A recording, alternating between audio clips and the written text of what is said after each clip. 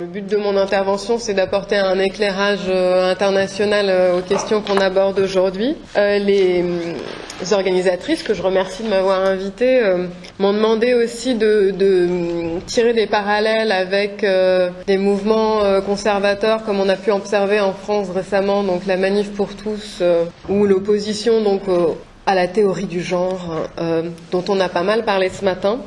Enfin, j'avoue que je vais faire des parallèles assez généralistes parce que c'est pas complètement mon domaine, mais c'est vrai que bon, il y a des parallèles évidents.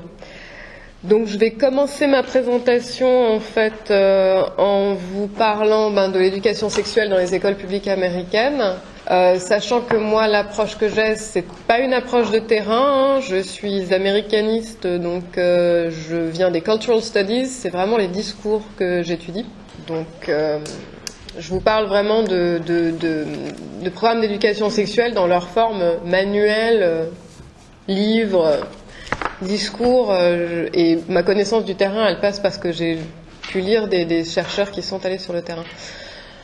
Donc je vais vous présenter le contexte, ensuite on parlera donc entre sexisme et universalisme, la question du genre et du désir dans les cours d'éducation sexuelle aux États-Unis. J'aborderai la question de l'autorité parentale à l'épreuve de l'éducation sexuelle en faisant un petit parallèle avec la France. Et enfin, on abordera la question de l'éducation sexuelle, genre et identity politics. Voilà. Donc l'éducation sexuelle dans les écoles publiques américaines, elle se divise véritablement en deux types d'éducation. Donc il y a ce qu'on appelle l'éducation à l'abstinence only. Donc, comme son nom l'indique, le but, c'est d'enseigner l'abstinence sexuelle avant le mariage comme seule et unique méthode de protection contre les infections sexuellement transmissibles, donc les IST, et les grossesses précoces. Ça veut dire que quand on parle de contraception, ou par exemple de préservatif, on en parle pour dire que ça marche pas. C'est à peu près tout. Donc ça, c'est un type d'éducation sexuelle qui a été développé par les conservateurs à la fin des années 70, début des années 80, quand ils se sont rendus compte que, vu le contexte culturel de l'époque, ils n'arriveraient pas à interdire complètement l'éducation sexuelle à l'école. Donc ils ont décidé d'occuper le terrain. Et c'était d'autant plus le cas quand on s'est retrouvé face à l'épidémie du sida, qui rendait encore plus impossible le fait de ne pas parler de cette question dans l'école publique. Donc à la place, ils ont décidé de développer leur propre programme, pour lesquels ils ont commencé à avoir des subventions, sachant qu'aux États-Unis, donc les écoles, ça dépend des États, mais elles peuvent demander des fonds à l'État fédéral. Et donc les vecteurs donc, de subventions fédérales donc, ont commencé à apparaître dans les années 80 sous le gouvernement Reagan. Après, on a un deuxième vecteur de subvention qui est très important en 96. Donc c'est sous le gouvernement Clinton, mais on a un congrès à majorité républicaine. Et là, on va avoir une définition très restreinte de ce que doivent couvrir ces programmes pour avoir droit à ces fonds. Et puis alors l'apothéose, c'est le gouvernement Bush Junior, où là, finalement, ça va être très difficile d'avoir des fonds pour autre chose que les programmes d'abstinence only. Sachant que, alors on a 8 ans de Bush, vers la fin des 8 ans, il y a les premières études qui avaient suffisamment de recul pour prouver que l'abstinence only, ça marche pas. Incroyable. Alors scientifiquement, c'est sûr, ça marche pas. Donc ça a commencé à devenir quand même nettement plus dur de donner des fonds. Puis de toute façon, Obama est arrivé et a quand même très largement restreint les subventions pour ces programmes, sachant que si demain, la prochaine fois, aux prochaines élections, on a un président républicain, c'est sûr qu'ils vont de nouveau donner des sous pour ça, même si ça marche pas. De toute façon, c'est dans leur programme du Parti républicain, ils soutiennent toujours cette approche-là. Même si donc en matière, quand je dis que ça marche pas, c'est en matière d'augmentation de l'âge du premier rapport et de réduction des grossesses précoces et des IST. Il faut savoir qu'ils ont des taux de grossesse précoce et d'IST aux États-Unis qui sont franchement élevés par rapport à nous. Nous, on n'a pas de problème. Eux, ils en ont vraiment des gros. Donc c'est vraiment des sujets de société. La question des grossesses précoces, c'est un sujet de société depuis une trentaine d'années au moins. Donc, alors, pour vous dire, alors, on pourrait parler très longtemps de tout ça et de l'abstinence only. Je vais vous passer là sur l'écran.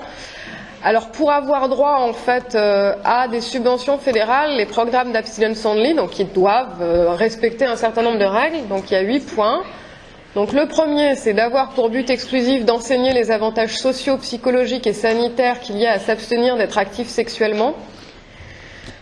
B, alors ça peut vous paraître vraiment très très étrange, hein, mais c'est la loi sur la sécurité sociale américaine. Je vais vraiment pas m'apesantir dessus parce qu'on pourrait passer des heures. Donc il faut enseigner que l'abstinence de toute activité sexuelle en dehors du mariage doit être la norme pour tous les enfants en âge d'être scolarisés.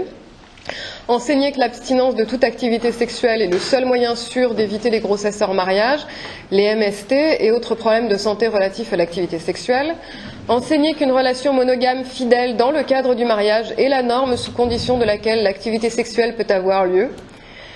Enseigner que l'activité sexuelle en dehors du cadre du mariage est fortement susceptible de provoquer des effets psychologiques et physiques nuisibles. Même moi, j'y arrive toujours pas. Enseigner que les grossesses hors mariage sont fortement susceptibles d'avoir des conséquences nuisibles pour l'enfant, pour ses parents et pour la société. Enseigner aux jeunes gens comment rejeter les avances sexuelles et comment l'usage de l'alcool et de la drogue augmente la vulnérabilité aux avances sexuelles. Et enfin, enseigner l'importance d'être autonome avant de devenir sexuellement actif. Donc en gros, en dehors du mariage hétérosexuel, aucune sexualité n'est possible. C'est à peu près ça. À moins d'avoir effectivement des conséquences absolument dramatiques pour l'individu, la société en général, les futurs enfants qui peuvent sortir de ces unions, etc. Donc face à ces programmes, en fait, il y a donc l'alternative, c'est ce qu'on appelle en anglais comprehensive sex education. Donc comprehensive, on peut traduire par global ou inclusif, c'est en gros, eux, ils parlent de tout, contrairement à l'abstinence only qui parle de l'abstinence de manière exclusive. Alors, ça reste en fait un enseignement qui privilégie l'abstinence sexuelle pas avant le mariage, mais l'abstinence sexuelle le plus longtemps possible comme le meilleur choix. Par contre, on va donner les informations en ce qui concerne la contraception, les préservatifs et comment se protéger donc des infections sexuellement transmissibles et des grossesses précoces. Donc alors les programmes moi que j'ai eu en main, qui sont des programmes qu'on appelle evidence-based ou science-based, donc des programmes qui se veulent scientifiques, qui ont été évalués, donc qui ont montré des effets.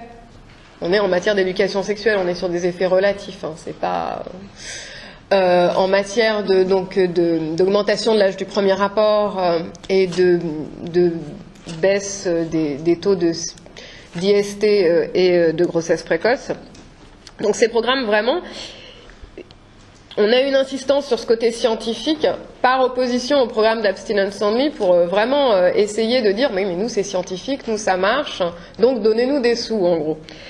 Alors c'est les programmes qui sont, ceux que j'ai étudiés, recommandés par des associations nationales comme le planning familial ou le Sex Information and Education Council of the US, donc qui sont des organismes assez libéraux, enfin dans le sens anglophone du terme, c'est-à-dire accent sur la liberté, pas sur le libéralisme économique, comme on peut l'entendre en France.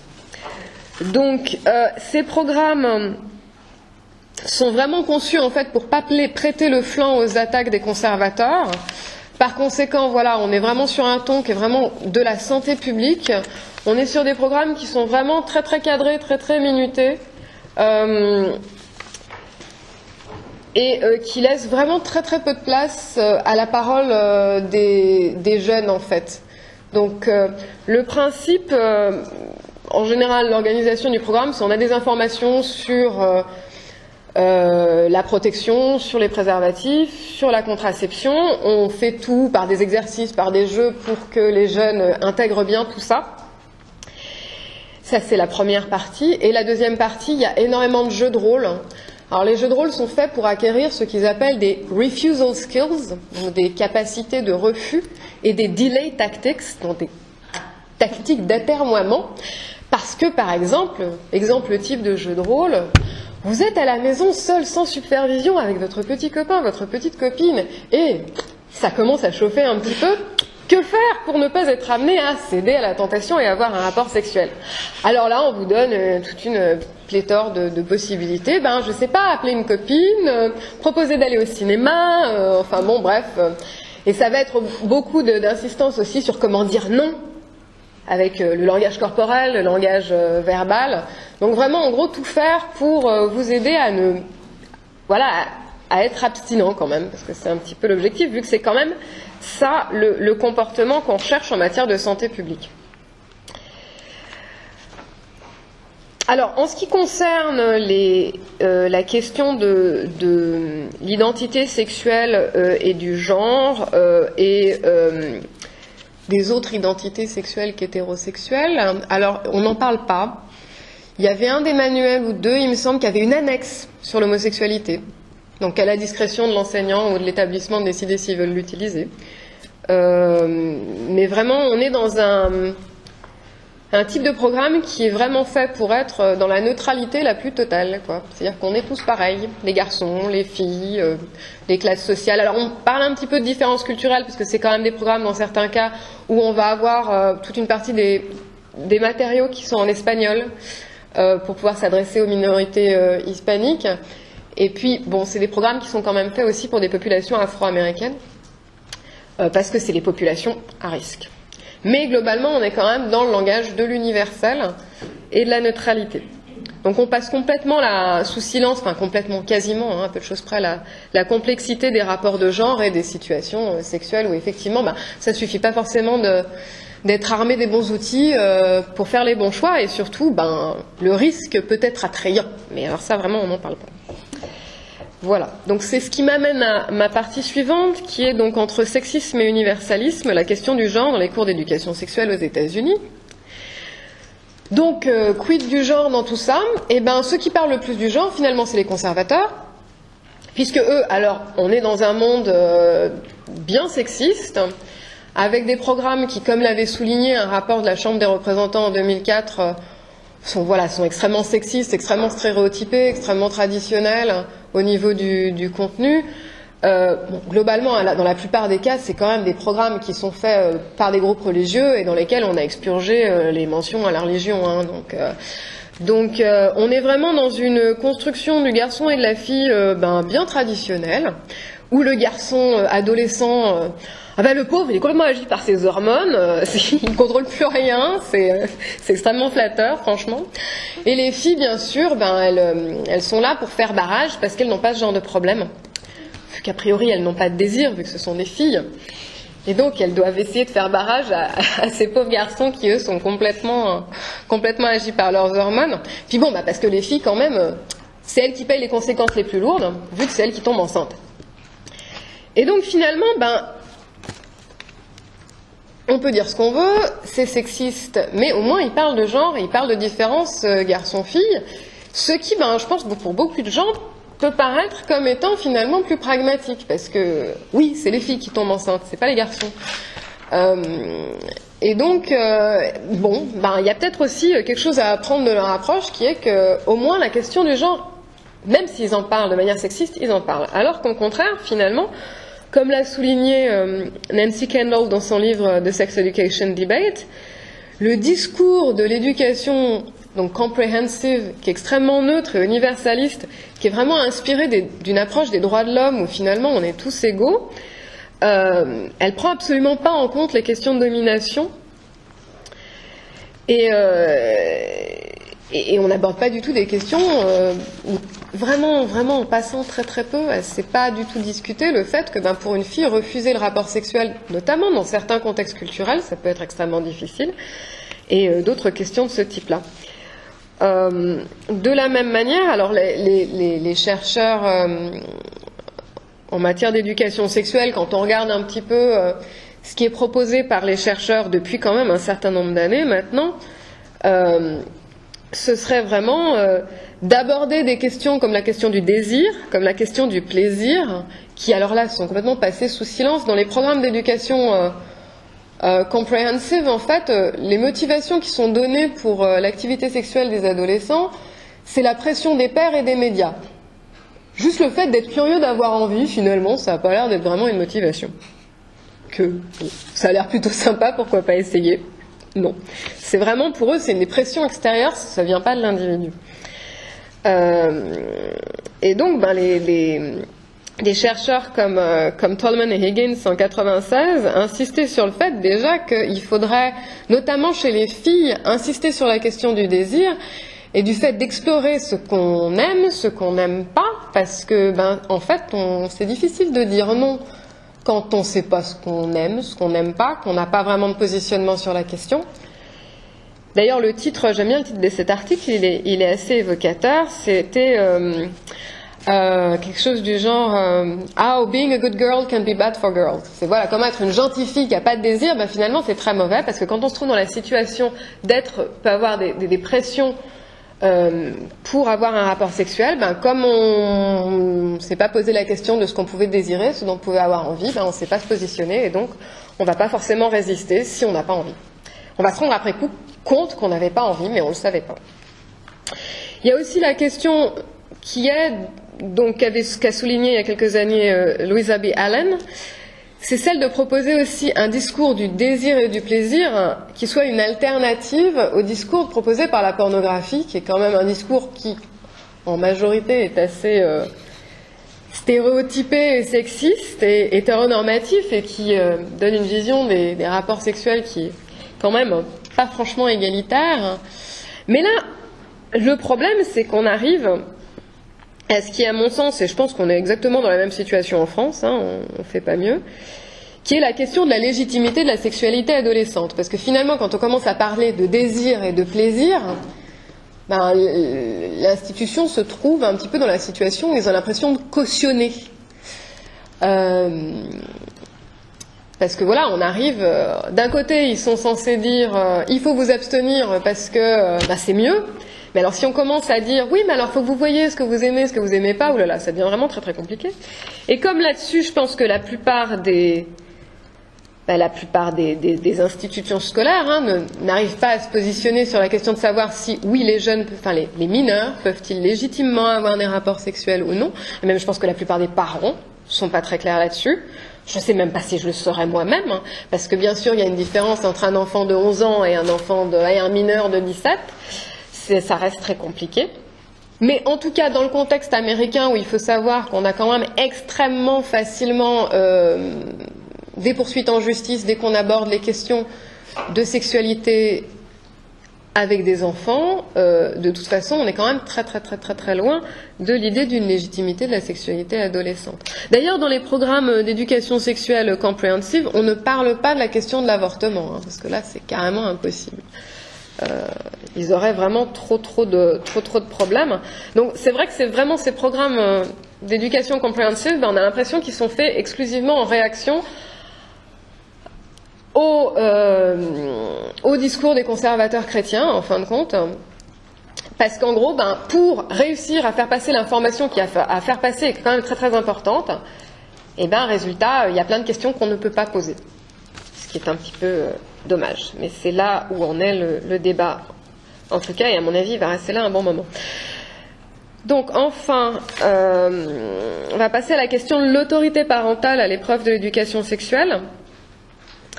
Alors comme on l'a vu ce matin, je suis vraiment pas une experte, mais bon, il m'a semblé que la Manif pour tous, dans ce que j'ai pu lire de ce qu'ils écrivaient, ou dans ce qu'on a pu voir dans leur opposition, l'opposition des mouvements aux ABC de l'égalité, etc., on explique que l'État, à travers l'école, cherche à endoctriner leurs enfants selon une supposée idéologie du genre qui remettrait en question une essence de la femme et de l'homme, et par voie de conséquence de la nature de la famille.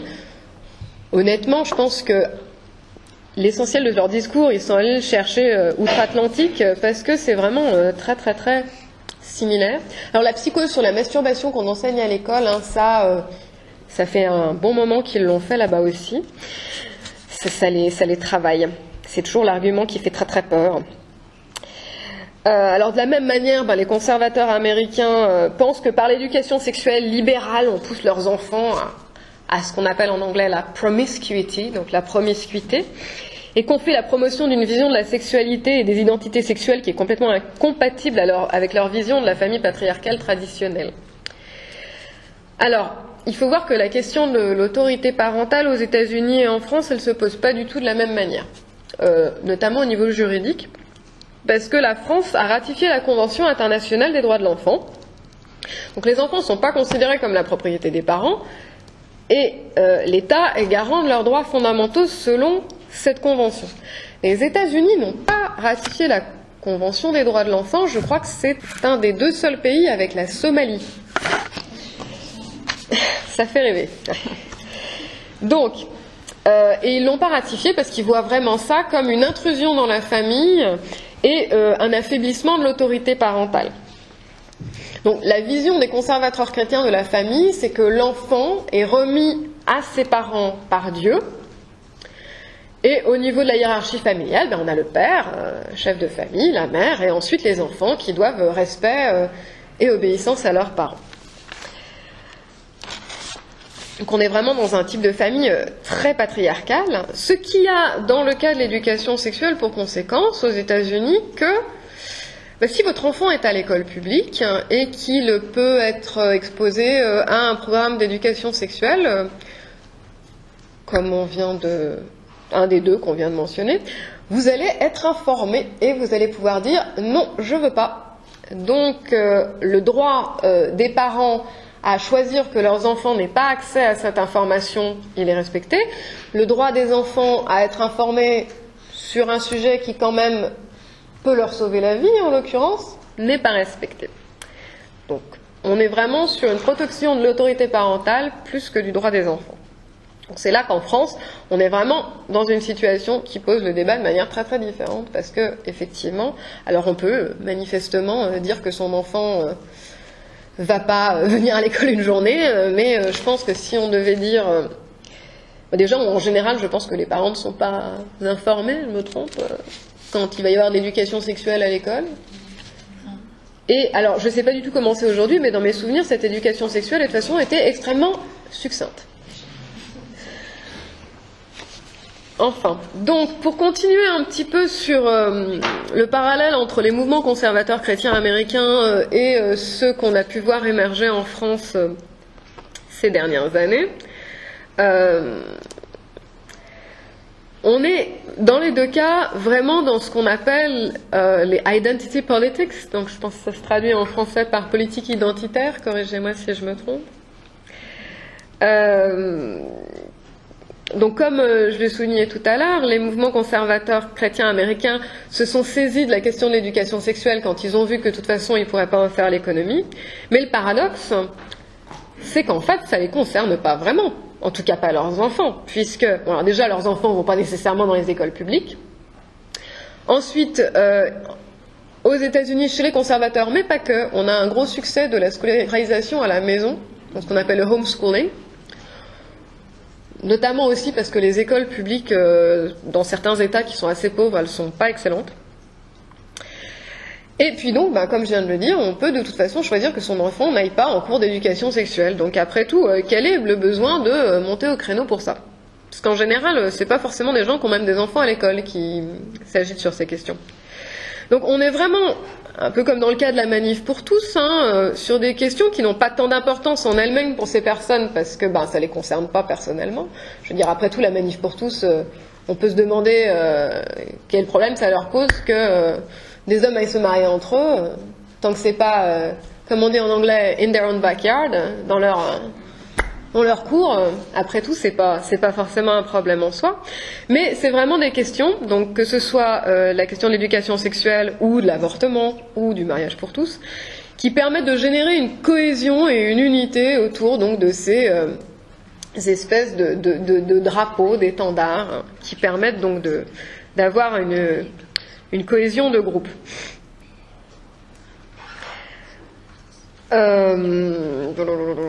Oui, je me perds. Alors, là, je me trompe peut-être, et j'ai pas du tout j'ai pas vraiment la mesure du mouvement anti-genre Manif pour tous en France. il me semble personnellement qu'on est quand même face à quelque chose d'assez ponctuel, et à voir s'il y aura vraiment le terreau pour que ça fleurisse en France. Dans le cas des États-Unis, on est quand même dans un contexte très différent parce qu'on est dans un discours politique qui est extrêmement polarisé depuis maintenant une quarantaine d'années et qui en plus est très favorisé par le principe qu'on a quand même deux partis, les républicains et les démocrates, et qui jouent beaucoup sur cette polarisation, enfin surtout les républicains. Donc même, effectivement, si on a des situations qui sont de dimensions, on va dire, assez différentes, on est vraiment dans un usage de rhétorique très très similaire, hein, je pense. Enfin, si vous connaissez bien ce que dit la Manif pour tous, allez voir ce que disent les conservateurs chrétiens américains. Je pense que ça vous paraîtra étrangement familier. Donc, j'espère que cette intervention vous aura permis de nourrir la réflexion que nous avons aujourd'hui. Généralement, ce que j'ai essayé de mettre en lumière, c'est le positionnement ambigu de l'école face à la sexualité adolescente. Entre donc une nécessité d'informer afin d'éviter des conséquences lourdes en matière de santé publique, sans être accusé de cautionner l'activité sexuelle chez les adolescents, et ainsi éviter d'aborder l'épineuse question donc, de la légitimité ou du droit de l'adolescent, alors même du droit de l'adolescent à la sexualité. Bon, j'ai aussi tenté de souligner l'opposition entre autorité parentale et la question de la protection du droit des mineurs et à des informations qui peuvent être vitales. Donc l'école, aux USA comme en France, c'est un champ de bataille majeur des politiques identitaires, comme l'a souligné le chercheur Alexander McKay. Donc ça c'est ma dernière slide. Pourquoi j'ai des caractères chinois sur mon PowerPoint? C'est étrange. Comme instrument, je vous ai mis la citation en anglais, donc comme instrument de la socialisation de la jeunesse, l'éducation sexuelle est perçue dans notre culture comme jouant un rôle dans la formation des valeurs sexuelles et des normes de comportement sexuel, celle-ci étant à leur tour largement perçue comme ayant un impact important sur le caractère de la société dans son ensemble. Donc les polémiques sur l'éducation sexuelle nous disent donc quelque chose sur la vision de la société en général, et effectivement, quand on parle d'éducation sexuelle, on ne parle jamais que de ça. Voilà.